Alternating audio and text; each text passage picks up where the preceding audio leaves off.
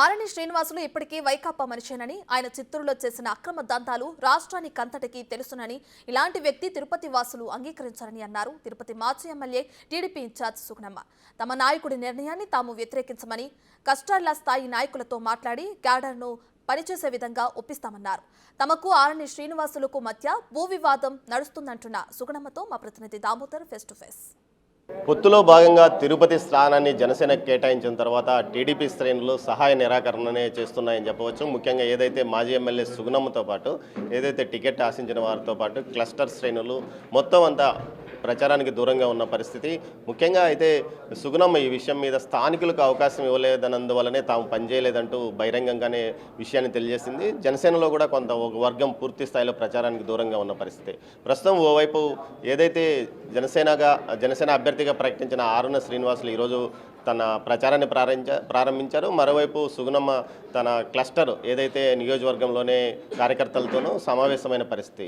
అసలు ఎందుకు ఈమె ప్రచారానికి దూరంగా ఉంది, ఏం పరిస్థితి అన్న విషయాలు మనతో మాట్లాడడానికి సిద్ధంగా ఉన్నారు. మేడం, మీరు ప్రచారానికి దూరంగా ఉండడానికి ఏదో కారణం ఉంది, వ్యక్తిగత కారణం వల్లనే మీరు వెళ్ళడం లేదు అనేది ఒక ప్రచారం జరుగుతుంది. అది ఎంతవరకు కరెక్ట్?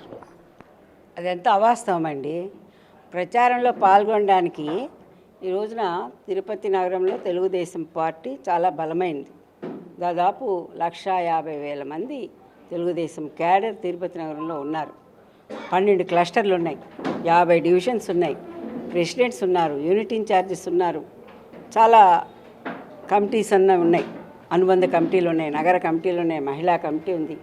ఇవన్నిటిని కూడా మేము సమన్వయం చేసుకొని, ఎందుకంటే తెలుగుదేశం పార్టీ టికెట్ అంటే ఎలాంటి ఇబ్బంది లేకుండా ఉండేది.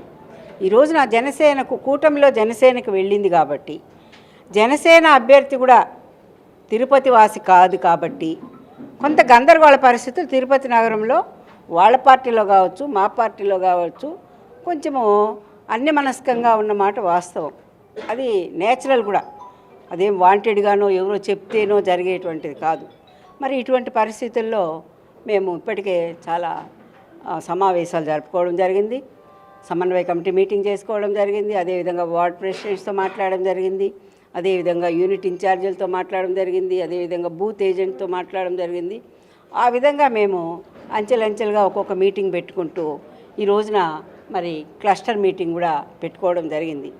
ఈ రోజు నుంచి కూడా రోజుకు 2 క్లస్టర్ మీటింగ్లు. ఈరోజు 12వ క్లస్టర్ జీవకోన ఏరియాలో ఉన్నటువంటి మా ward presidents, cluster incharge Devanarayana Reddy, అదేవిధంగా ward presidents 5 divisions 45, 46, 47, 48, 49, 50 divisions presidents, unit incharges, secretaries, వాళ్ళ కమిటీసు, ఆ బూతుల్లో ఉన్నటువంటి బూత్ ఏజెంట్స్ అందరూ కూడా ఇక్కడ ఈరోజు సమావేశమై తప్పకుండా మనకు కూటమి అభ్యర్థి ఎవరైనా మన వంతు మనము కృషి చేయాల్సిన అవసరం ఉంది. మన అందరి ధ్యేయము, మన అందరి అజెండా ఒకటే. క్లస్టర్తో మాట్లాడుతున్నప్పుడు వాళ్ళ అభిప్రాయాలు ఎట్టున్నాయి మేడం? ఈరోజు ప్రతి ఒక్కరికి ఈరోజు తెలుగుదేశం లేదు అనేది చాలా దిగ్భ్రాంతిని కలిగించేటువంటి విషయం. తిరుపతి నగర ప్రజలతో పాటు మా తెలుగుదేశం క్యాడర్ అంతటికి కూడా. సో వాళ్ళు కూడా మనం ఏం చేయాలి, ఏ విధంగా చేయాలని వాళ్ళు కూడా ఈరోజు సందిగ్ధంలో ఉన్నప్పుడు మరి వాళ్ళకి కూడా వాళ్ళు ఏం చెప్తున్నారు, మా క్లస్టర్ ఇన్ఛార్జ్ ఉన్నారు, మా నగర ఇన్ఛార్జ్ ఉన్నారు, తర్వాత వార్డు ప్రెసిడెంట్స్ అలాగున్నారు, మీరు బూత్ లెవెల్లోకి వెళ్ళి బూత్ ఏజెంట్లను రమ్మని పిలిస్తే మరి వాళ్ళు ఏమైపోతారు? అది తప్పు. ఇప్పుడు ఏదైతే వాళ్ళ ద్వారా జరుగుతూ ఉందో అది తప్పుడు సంకేతం వెళ్తూ ఉంది. అదేవిధంగా మిమ్మల్ని కానీ అంటే ద్వితీయ ఏదైతే మిగతా నాయకులు కానీ సంప్రదించకుండా బూత్ ఏజెంట్ల వివరాలు వాళ్ళకి ఎవరు ఇచ్చింటారు? బూత్ వివరాలు కోడూరు బాలసుబ్రహ్మణ్యం ఇచ్చింటాడు, దాంట్లో సందేహం లేదు. ఎందుకంటే అతను ఆ పక్క ఈరోజు తిరుగుతున్నాడు, మా కమిటీలోనే ఉన్నాడు. నేను కూడా యాస్పిరెంట్ అని కొంత వర్కౌట్ చేసుకున్న మాట వాస్తవం కాబట్టి అతనే ఇస్తున్నాడు. అతని దగ్గర మామూలుగా అందరి డీటెయిల్స్ ఉంటాయి కాబట్టి ఇచ్చి ఆ లెవెల్లో బూత్ ఏజెంట్ల దగ్గరికి వెళ్తున్నారు. ఏ క్లస్టర్ ఇన్ఛార్జి దగ్గరకో లేదు వార్డు ప్రెసిడెంట్స్ని పిలిచో ఒక మీటింగ్ చేసి పద్ధతిగా పోతే పద్ధతిగా ఉండేది అని మా భావన. ఇప్పటివరకు మిమ్మల్ని అయితే సంప్రదించాడు అభ్యర్థి ఏదైతే ఆరణి శ్రీనివాసులు? ఇప్పుడు మొట్టమొదటి నుంచి కూడా నేను ఎక్కడో విజయవాడలో ఉన్నాను అసలు అభ్యర్థిని ప్రకటించినప్పుడు. కానీ అతని మీద నాన్ లోకల్ అనేది ఒకటి, నాన్ లోకల్ అనేది ఒకటి. రెండోది వైకాపా నుంచి వచ్చిన అభ్యర్థి ఈరోజు చిత్తూరులో ఎమ్మెల్యేగా చేసి 5 సంవత్సరాలు అనుభవించి, పదవులు అనుభవించి, వ్యాపారాలు చేసుకొని ఈరోజు మళ్ళీ ఈ పార్టీ గెలుస్తూ ఉంది అనే ఒక మెసేజ్ వస్తే వెంటనే వచ్చి ఈ పార్టీలో టికెట్ తీసుకోవడం, ఇక్కడ ప్రజలకి మనోభావాలు, ప్రజలకు మా పార్టీలో ఉన్నటువంటి వ్యక్తులందరికీ కూడా మనోభావం దెబ్బతీసే విధంగా ఉంది. తప్పకుండా ఉండేది ఆషామాషి ప్రజలు కాదు. తిరుపతి నగరంలో మేధావులు ఉన్నారు, 8 యూనివర్సిటీస్ ఉన్నాయి, ఒక హాస్పిటల్స్ ఉన్నాయి. ఇంతమంది అంటే చదువుకున్న వాళ్ళు ఉద్యోగాలు చేసేటువంటి ఈ ప్రధాన నగరంలో ఈరోజు వాళ్ళు అంత ఆషామాషిగా మరి ఎవరిని వేసినా కూటమి గెలిపించే పరిస్థితి ఆషామాషిగా అన్నారు. కానీ జనసేన అధినేత ఆషామాషిగా అభ్యర్థిని ఎంపిక చేసింటాడని భావిస్తున్నారు. ఆయనకు సర్వేలు, ఆయన వ్యవహారాలు అన్నీ ఉండే ఆ తర్వాతనే ఎంపిక చేసింటారు. అంతేకాక మీకే మొదట అవకాశం ఇచ్చాడని కూడా ఒక ప్రచారం జరుగుతుంది. ఏదైతే మీరు బలమైన నాయకురాలని తెలిసి మిమ్మల్ని పిలిపించి మాట్లాడారు, మీతో మధ్యవర్తిత్వం చేశారు, మీరు నో అని చెప్పిన తర్వాతనే వేరే అభ్యర్థిని వెతుక్కున్నారని ఒక ప్రచారం జరుగుతుంది. ఇది ఎంతవరకు నిజమంటారా? నేను వెళ్ళి ఎవరిని కలిసింది లేదు, నాతో మధ్యవర్తిత్వం జరిగింది ఏమీ లేదు. నేను స్ట్రాంగ్ టీడీపీ లీడర్ని. తిరుపతి నగరంలో గత 10 సంవత్సరాలుగా అధికారంలో ఉన్నప్పుడు నేనేమీ ఆశించలేదు. నేను వ్యాపారాలు చేసేది పార్టీ కొరకు, ప్రజల కొరకే నిలబడినాను. ఇన్ఛార్జిగా ఉన్న అదే పరిస్థితిలో ఉన్నాను. మీ అందరికీ తెలిసే ఉంటుంది 2019, 2000 ఎన్నికల్లో రిజల్ట్ కానివ్వండి. ఆ తర్వాత నేను ఈ వైకాపాని ఎండగట్టడంలో ఏ స్థానంలో తెలుగుదేశం పార్టీలో మరి రాష్ట్రంలో నిల్చున్నానో కూడా మీ అందరికీ తెలిసిన విషయమే. మన అధినేత కూడా చెప్పడం జరిగింది, ఆమె చాలా కష్టపడింది, చాలా పని చేసింది అని కూడా చెప్పడం జరిగింది. అంటే అంత బహిరంగ సభలో వర్క్షాప్లో చెప్పాడు, ఇట్లా మీరు సీట్ త్యాగం చేశారు. అది ఒకసారి మిమ్మల్ని పర్సనల్గా పిలిచి మీ అధినేత మాట్లాడే పరిస్థితి లేదంటారా? అంటే నాతో మాట్లాడడం జరిగింది. ఒకసారి విజయవాడలో మాట్లాడడం జరిగింది, మొన్న కూడా పెంచలకోనలో కూడా మాట్లాడడం జరిగింది. అది కాదు, ఇప్పుడు నేను ఒక్కటి కాదు. ఇక్కడ పార్టీ అంటే మరి మనం ఒక సిస్టమ్ పెట్టుకున్నాం. ఇక్కడ క్లస్టర్స్ ఉన్నారు, యూనిట్ ఇన్ఛార్జెస్ ఉన్నారు, వార్డ్ ప్రెసిడెంట్స్ ఉన్నారు, తర్వాత వార్డు కమిటీస్ ఉన్నాయి. చాలా మైన్యూట్ లెవెల్కి వెళ్ళింది ఈ ఆర్గనైజేషన్ అనేది. సో వాళ్ళందరినీ కనీసం క్లస్టర్ ఇన్ఛార్జీలు, స్టేట్ సెక్రటరీ అనేది ఒకటి ఉంది, స్టేట్ కమిటీ అనేది ఒకటి ఉంది. వీళ్ళందరితోనైనా మనము సంప్రదించి ఒక ఏకాభిప్రాయానికి వచ్చి మనము ఏ విధంగా పనిచేయాలి అనేది వాళ్ళ యొక్క దిశాదశ నిర్దేశం చేసి ఉంటే మాకు కూడా చాలా తృప్తిగా ఉండేది అనేది మా అందరి యొక్క. ఇంకో విషయం మేడం, కార్యకర్తలు ఇవన్నీ బయటికి ఆడుతున్న డ్రామాను కేవలం వీరిద్దరి మధ్య ఉన్న భూతగాథ విషయంలోనే ఆమె సుగుణమ్మ ఈ విధంగా వ్యవహరిస్తుంది. సుగుణమ్మకు ఆర్ఎన్ శ్రీనివాసుల మధ్య చాలా కాలం నుంచి ఒక భూ పంచాయతీ నడుస్తుంది. ఈ మధ్యనే దాని మీద కేసు కూడా ఒక 4 నెలల క్రితం కేసు కూడా నమోదైంది అన్నట్టు మాట్లాడుతున్నారు. ఇది నిజమేనంటారా? ఇది వాస్తవమే. అంటే ఆయన వ్యాపారస్తుడు, ఆయన ఒక కుట్రదారుడు, పైకి సోదరి అని చెప్తూనే మరి 2012లో నా భర్తకి ఉప ఎన్నికల్లో కాంగ్రెస్ సీట్ ఇచ్చారు. ఆయన తెలుగుదేశం పార్టీ జిల్లా అధ్యక్షుడిగా ఉన్నారు. మరి ఆయన ఏం చేశాడు, చదలవాడి కృష్ణమూర్తి అప్పుడు అభ్యర్థి. అప్పుడు ఈ భూమి కేసు తీసుకురావడం జరిగింది వెలుగులోకి.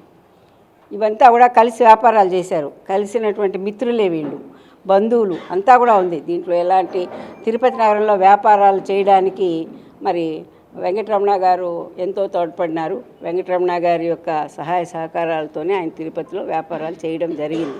ఇదంతా వాస్తవమే, ఇక్కడ ఎక్కడా కూడా పొరపాటు లేదు. కానీ ఆయన దుర్బుద్ధి ఇక్కడ ఉప ఎన్నికల్లో మరి తెలుగుదేశం అభ్యర్థిని గెలిపించాలని మా మీద బురద జల్లి మరి ఆ విధంగా అభ్యర్థిని గెలిపించాలి. అప్పట్లో కృష్ణమూర్తి గారు తెలుగుదేశం అభ్యర్థి, వెంకటరమణ గారు కాంగ్రెస్ అభ్యర్థి. సో బురద జల్లి ఈ చీప్ పాలిటిక్స్ చేయాలని ఆ రోజున మరి నా భర్త మీద నేరాలు మోపి అపనిందలు వేసి చేయాలనుకున్న మాట వాస్తవం. ఇంకా ఆ రోజు అంతటితో ముగిసిపోయింది. మళ్ళా చంద్రబాబు నాయుడు గారు కూడా దీన్ని పరిశీలన చేసి అలాంటి తప్పులు ఏమీ జరగలేదు వెంకటరమణ విషయంలో అని సర్వేలు నిర్వహించుకొని 2014లో మళ్ళా తెలుగుదేశం టికెట్ వెంకటరమణ గారికి ఇవ్వడం జరిగింది. అంతటితో అయిపోయింది అది కదా.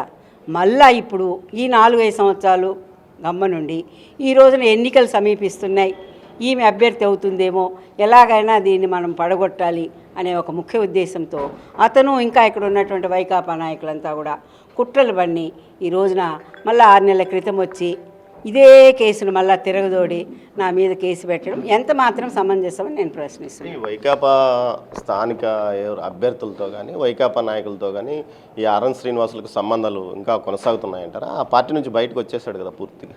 పార్టీ నుంచి బయట వచ్చేసినంత మాత్రం అప్పటికప్పుడు తెగిపోతుందా? వ్యాపారాలంటే కొన్ని సంవత్సరాలు కొనసాగుతుంటాయి.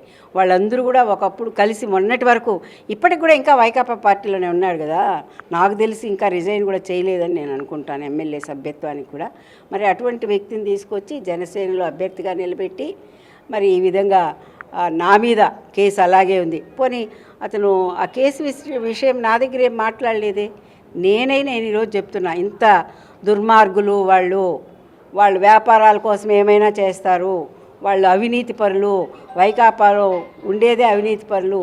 ఈ అవినీతిని అక్రమాలని మనం ఎండగట్టాలని మనం తెలుగుదేశం ప్రభుత్వం ఇంత నిజాయితీగా గత 58 నెలలుగా పోరాడుతుంటే మళ్ళా ఇలాంటి మరి అవినీతికి మనము తోడ్పడాలని మద్దతు పలకాలి అంటే మనసు అంగీకరించడం లేదు. నేను ఒక్కనే కాదు, తెలుగుదేశం పార్టీలోకి వైకాపా నుంచి చాలామంది నాయకులు వచ్చి ఎమ్మెల్యే సీట్లు సంపాదించారు. నేను జనసేనలో తీసుకున్నాను. 74 నియోజకవర్గాల్లో ఒకే ఒకటి జనసేనకు టికెట్ వచ్చింది. అది కూడా మా సామాజిక వర్గానికి నేను ఒక్కనే ప్రాతినిధ్యం వహిస్తున్నానని కూడా చెప్తున్నాడు కదా ఆయన. ఇంకెవరు పవిత్రులు లేరా? 74 నియోజకవర్గాల్లో బలిజా క్యాష్లో నేను ఒక్కడనే చాలా పతివ్రతను పవిత్రుణ్ణి అని చెప్పుకోవడానికి మరి ఆయనకి ఎట్లా నోరు వస్తుందో నాకు తెలియదు. అదే నేను కావచ్చు కదా అభ్యర్థి, తెలుగుదేశం పార్టీకే వదిలేసి ఉండొచ్చు కదా. వాళ్ళకి అభ్యర్థి లేనప్పుడు తెలుగుదేశం పార్టీకే తిరుపతి టికెట్ను మరి వాళ్ళు త్యాగం చేసి ఉండొచ్చు అనేది నా అభిప్రాయం. అంటే మీరు 30 తేదీ తర్వాత ఒక నిర్ణయం తీసుకుంటారని ఒక ప్రచారం జరుగుతుంది. ఎలాంటి నిర్ణయం తీసుకుంటారు? పార్టీతో ఉంటారా, లేకపోతే పార్టీలో కొనసాగుతూ పని చేయకుండా ఉంటారా, లేకపోతే మీ అధినేత ఏం చెప్తే అది చేస్తారు? నేను పార్టీ వీడాల్సిన అవసరం నాకు లేదు. ఇప్పుడు నేను పార్టీ వీడను. అంత పార్టీలు మారి పదవులు అనుభవించాల్సిన పరిస్థితి నాకు లేదు. ఇది నేను లాస్ట్ టైం కూడా గెలిచాను. కొన్ని కారణాల వల్ల అందరికీ తెలిసిందే. ఈసారైనా గెలిచి అపవాదును పోగొట్టుకొని నేను నా జీవితాన్ని ఈ లాస్ట్ రాజకీయాల్లో ఇది లాస్ట్ అంశంగా భావిస్తూ నేను కష్టపడినాను, కోరుకున్నాను, ప్రజలు కోరుకుంటున్నారు, మా తెలుగుదేశం పార్టీ కోరుకుంటుంది. తిరుపతి నగరంలో తెలుగుదేశం జెండా ఎగరేయాలని చాలా బలంగా ఉంది. మేడం, మొత్తం మీద అయితే ఈ వివాదాలు నడుస్తున్నాయి. ఓ పక్కన రాష్ట్రంలో అధికారంలోకి ఖచ్చితంగా ఈసారి ఏదైతే టీడీపీ కూటమి రావాల్సిన పరిస్థితుల్లో ఇలాంటి ఇబ్బందికరమైన పరిణామాలు మీ అధినేతకు కొంత తలనొప్పిగా మారవా? అయితే దీనికోసం మీరేమన్నా చేయబోతున్నారా, లేకపోతే మీ అధినేత మిమ్మల్ని రమ్మన్నాడు? నిన్న అచ్చెన్నాయుడిని కూడా కలిసినట్టుంది, మీరు ఏం చెప్పారు? అచ్చెన్నాయుడు గారు కూడా ఇది తిరుపతి అభ్యర్థి విషయంలో కొంచెము అనాలోచితంగా ఉన్నట్టే అనిపిస్తూ ఉంది నాకు. ఇక్కడ అందరూ కూడా తిరుపతి నగర ప్రజలు కానివ్వండి, లీడర్స్ కూడా వెళ్ళి ఆయన్ను కలిసిన వాళ్ళు చెప్పినటువంటి ప్రకారంగా మరి మనము అధినేత దృష్టికి కూడా తీసుకెళ్దాము. తప్పకుండా మనం అందరం కూడా ఏదైతే కూటమి అభ్యర్థి ఉంటారో వాళ్ళని మనం అందరం కూడా గెలిపించుకోవాల్సిన బాధ్యత ఉంటుంది. త్వరలో మరి మంచి నిర్ణయాలు వస్తాయేమో వేచి చూస్తామని చెప్పడం జరిగింది.